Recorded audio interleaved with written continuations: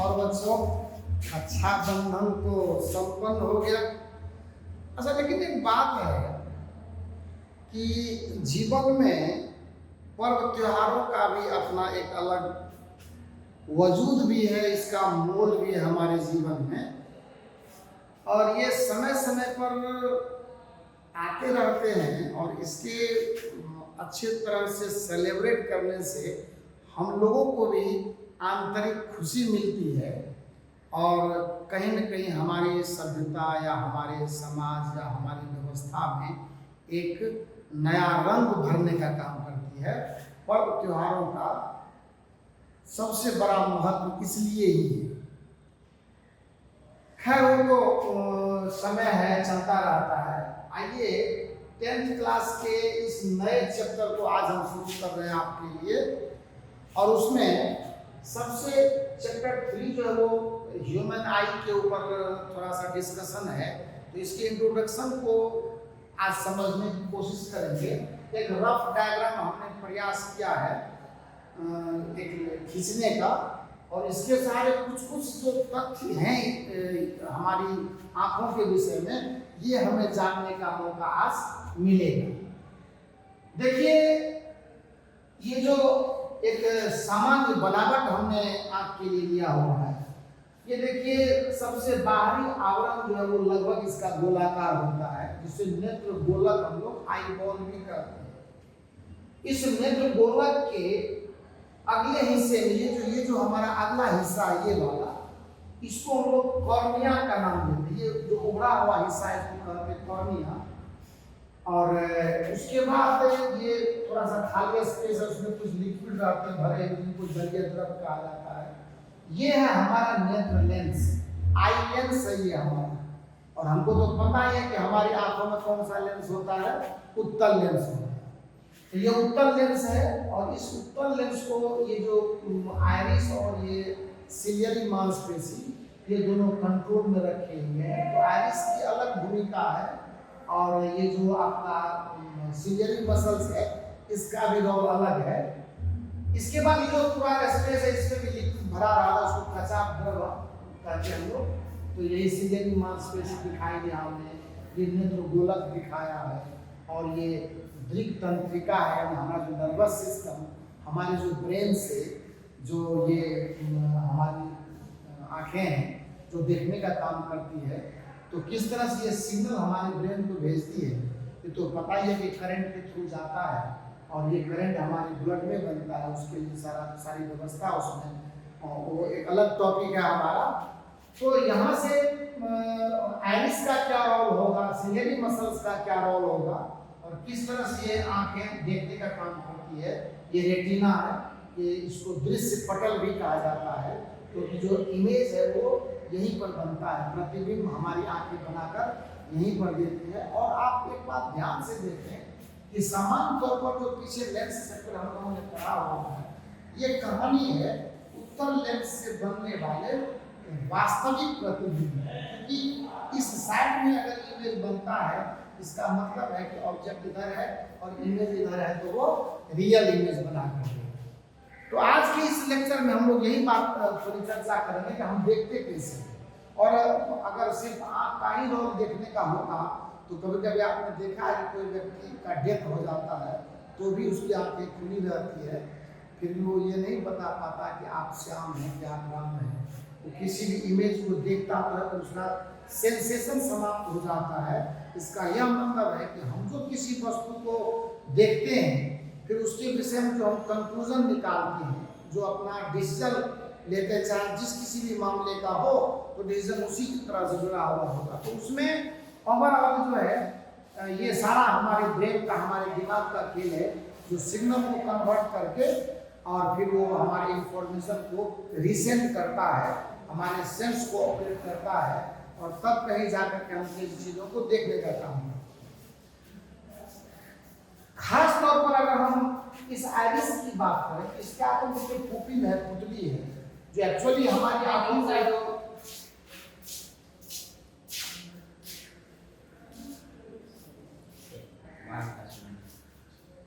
जो हमारी आंखों को, ये जो आइरिस है, ये हमारी आंखों पर कितना ये खुलेगा, लाइट कितना जो आंख पर ऑब्जेक्ट से आ रहा है उस लाइट के इंटेंसिटी को मेजर करता है, उसको कंट्रोल करता है।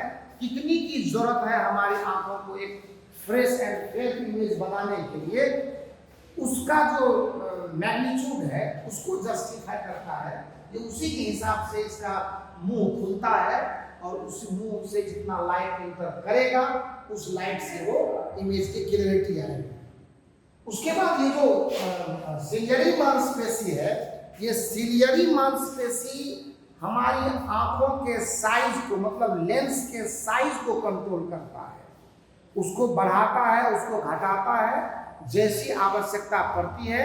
जितनी की आवश्यकता पड़ती है लाइट को फोकस करने के लिए, एक फ्रेश इमेज को रेटिना पर बनाने के लिए जितना लेंस का साइज एडजस्ट करना पड़ता है ऑब्जेक्ट के साइज और डिस्टेंस के हिसाब से, वही काम सिलियरी मसल्स यानी सिलियरी मांसपेशी करता है। ये देखो बेटा, ये गॉड का बनाया हुआ मशीन है, सबसे परफेक्ट है, इसमें किसी भी तरह का कोई फॉल्ट नहीं आता है। हाँ, फॉल्ट आता है तब जब हर चीज हमारे जैसा नहीं रहता। कभी कभी उम्र साथ छोड़ने लगता है, कभी कभी हमारा सेहत सही नहीं रह पाता, आंखों में अलग अलग तरह के डिफेक्ट आ जाने से परफेक्ट इमेज हमारी आंखें नहीं बना कर दे सकती। कभी कभी सूचना जो इंफॉर्मेशन जो सेंड करता नर्वस सिस्टम में थोड़ी खराबी आ जाती है। ये सारी चीजें मिलकर के एक तरह का सिस्टम बना हुआ है और यही सिस्टम हमें वस्तुओं को सही तरीके से देखने, समझने और जानने में हमारी मदद करता है। तो जो हमारी आंखें हैं, ये आंखें एक तरह से फ्रंट पर गेम करती है। उसका जो फाइनल डिसीजन है, जो ओवरऑल कंक्लूजन है, वो तो हमारे ब्रेन से होता है। नर्वस सिस्टम के थ्रू सिग्नल जाता है और वहां से डिसीजन होता है कि ये लाल है, ये पीला है, ये हरा है। कभी कभी फिजिक्स में आप लोग रिएक्शन टाइम जो प्रतिक्रियात्मक समय होता है उसके विषय में भी जानते हैं, वो भी यही खेल होता है। आंखें चीजों को देखती है, देखने के बाद ये सिग्नल अपने ये मैसेज ब्रेन को भेजती है और यह ब्रेन फिर जो है उस सिग्नल को किस तरह से ऑपरेट करता है, किस तरह से जस्टिफाई करता है, ये सारा चीज जो है वो कंक्लूड करने के बाद वो रिएक्शन टाइम एक मतलब टाइम फैक्टर बन जाता है। तो कुल मिलाकर के आज के इस लेक्चर में हम लोगों ने आंखों के सिर्फ क्रियाविधि और उसके क्या बोलते हैं कि संरचना कंस्ट्रक्शन पे एक छोटी सी बात की है।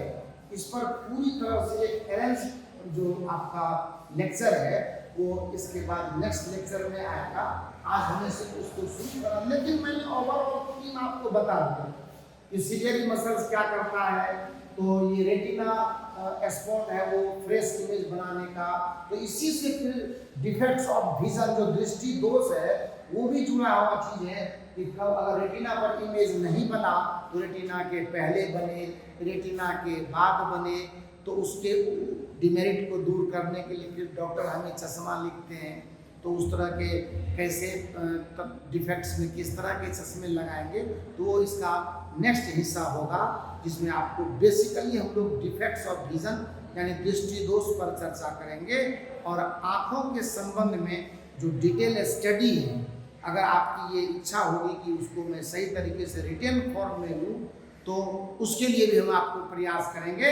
लेकिन ये जो आप इंट्रोडक्शन था, एक मतलब फर्स्ट एड कहते हैं उसको, आपके विषय में इसकी जानकारी हमने देने की कोशिश की है। और अगर वीडियो अच्छा लगा तो इसको लाइक कीजिए, चैनल को सब्सक्राइब कीजिए।